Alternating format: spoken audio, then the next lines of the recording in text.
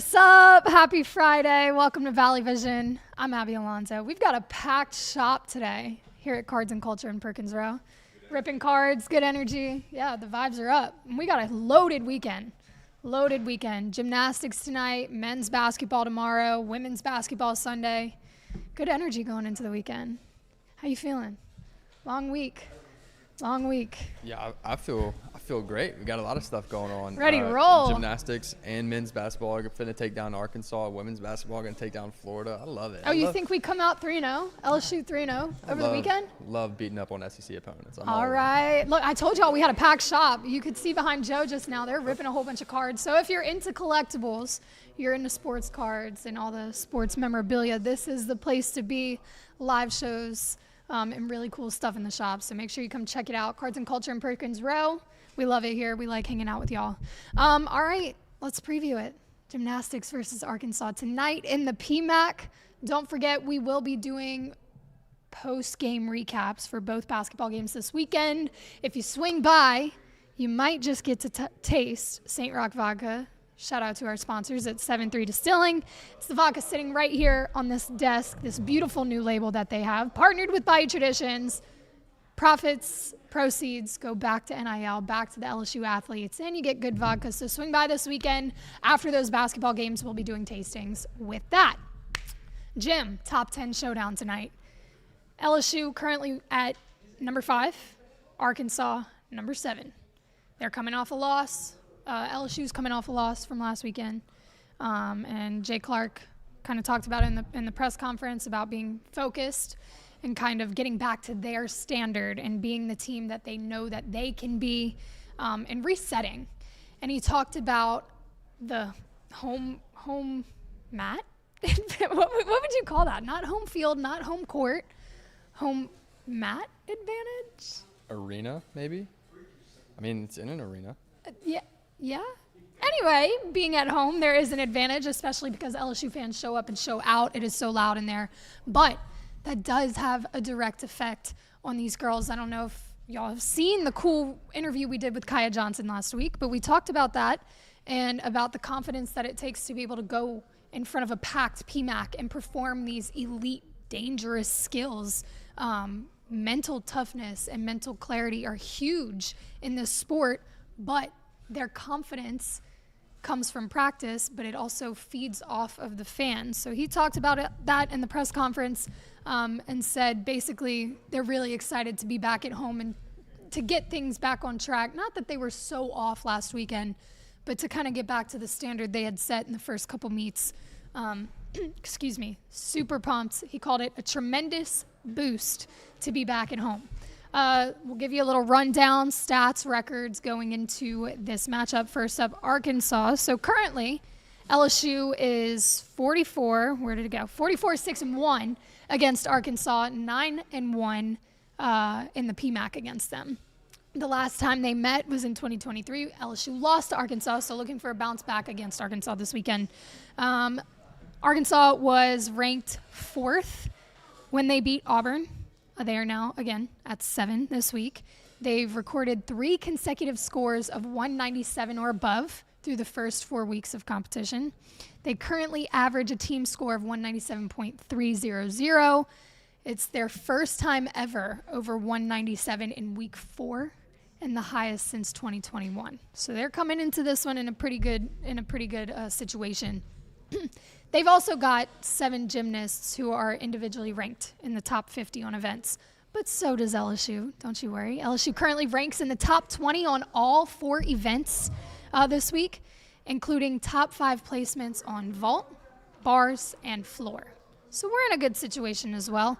Haleigh, Bryant, Kiya Johnson, of course, their names are or have been in headlines all season because of what they're doing in their routines. Haleigh Bryant owns the top spot in all around in gymnastics right now. Are we surprised? Again, no. She enters week 5 with averages of 9.9 or above on 3 events and has top 20 placements on all 4 events. You're shaking your head. It's incredible to think about what she's doing for LSU Gymnastics, what she's doing for gymnastics in general. And if you've ever watched her in a press conference, she is the most lit up, positive influence of a person, like just bubbly and sunshine, like sunshine in a person, I would say. Now, we are the media. That's what we see. But from all accounts that we've had with Haleigh Bryant, she is wonderful. She ranks 3rd on vault, 2nd on bars, 7th on floor, and 16th on beam. Top 20 placements in all 4 events. Insane. Kiya Johnson, number 24 in all around. She sits in the top 25 in bars and floor rankings. She's got a 10 on floor. Yep. That happened against Kentucky. We told y'all that story about her tearing her Achilles against Kentucky last season, coming back, racking a 10 on floor the following season. Storybook. If you haven't seen that interview, definitely go check it out. Kiya's a sweetheart and one of the leaders of the team. She's a vet, obviously, but she's got a good head on her shoulders and does a very good job of influencing the rest of the girls. I'm excited for this meet. I think it's going to be a good one. I think they bounce back with a win, especially being at home. You're facing a good opponent, but you're right there with them. Ranked higher, but right there with them as far as talent and individual rankings. Pumped. Excited for the gym meet? Yeah. Yeah. You're asking me? No. Yes, I was asking. Yeah, I'm excited. And also, like you threw out there that Kiya Johnson is 24th in all around. Mm-hmm. I'll be damned if you can find me 23 better gymnasts in the country than Haleigh Kiya Bryant Johnson. is first. Yeah. 22 other, yeah. Agreed. Right. She'll move up. It's early. All right, men's basketball. Whew. They're on a 3-game losing streak. Got to get back. They also face Arkansas tomorrow at 11 in the PMAC. Arkansas is doing pretty well. They're coming off a win against Mizzou. Now, here's the kicker. We keep talking about turnovers with this team and rebounding with this team. Arkansas had 10 steals and 18 forced turnovers against Mizzou on Wednesday. But they have struggled to create takeaways all season. This is going to be the key to this one, I think, aside from the rebounding. LSU ranks 282nd in the country with 13.3 turnovers per game. That's the matchup you're looking for. If Arkansas can come in and do what they did to Mizzou on Wednesday, LSU's going to be in some trouble. The ball control, the turnovers have got to stop. It's ironic that Jordan Wright and Jalen Cook, both the team's 2 top scorers, combined for 4.7 of the turnovers, of that average turnover, 13.3 turnovers per game. Ball handling, ball control, clean up the play. That's going to be your matchup this week. If Arkansas, again, can come in and pressure and force those turnovers, LSU's going to dig themselves in a hole that they might not be able to get out of. We've seen them do it earlier in the season where the first half is just god-awful, no offense. And then by the time they get it together in the second half, it's too late. I think it'll be a close one. If they can also, I'm not going to say the perimeter is going to be a problem here. LSU does struggle with perimeter defense, but Arkansas isn't a big perimeter team. If they can protect the paint, again, it's going to come down to the turnover issue. Thoughts? You look like you want to say something. Yeah, I mean, it's like you said, got to limit the turnovers, but I think that's the one stat to look at on LSU's team in totality. Like, yes, it helps that we're playing Arkansas, who doesn't force a lot of turnovers, who doesn't force a lot of turnovers. But if LSU can commit less turnovers throughout the course of their season, they'd be exponentially better. On top of that, you said they have to play good paint defense. They also have to limit the second chance points. If they can limit second chance points, get defensive rebounds, or even just get a second stop, which is obviously not ideal. You don't want to give up defensive rebounds, but you get the second chance stop, then you're gonna be fine. You're gonna be fine. You got to limit those 2 things: turnovers and second chance points. Those are not new things that we're talking about. No. We've talked about that all season. When is something going to give? It's got to happen, or it's not going to happen at all.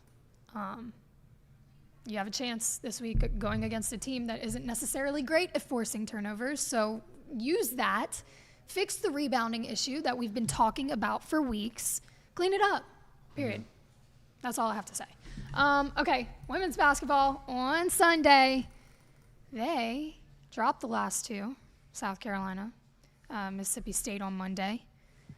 Kim Mulkey, we kind of previewed it a little bit yesterday. Again, we're going to do a recap after the game on Sunday, but Kim Mulkey had a press conference, I believe, yesterday.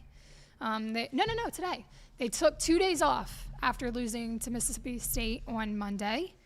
And Kim came back to the media today and said, y'all know what we did.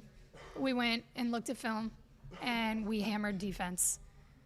We talked about it yesterday. The defensive stamina has got to be fixed. They've got to be able to play 40 minutes of basketball, specifically the defense.